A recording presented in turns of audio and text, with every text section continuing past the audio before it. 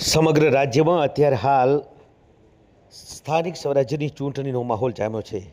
ત્યારે પોલીસ સતર્ક બની છે। વાવથરાદ જિલ્લામાં ફૂડ પેટ્રોલિંગની ડ્રાઈવ યોજવામાં આવી હતી।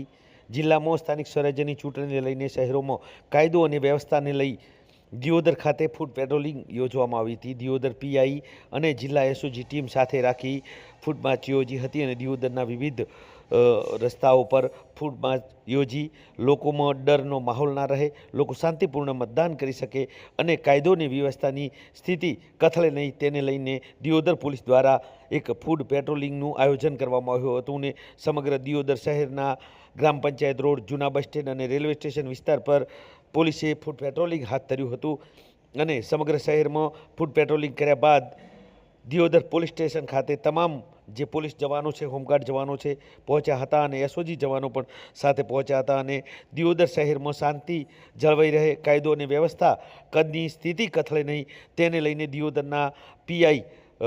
સીપી જોશીએ આ ફૂડ પેટ્રોલિંગ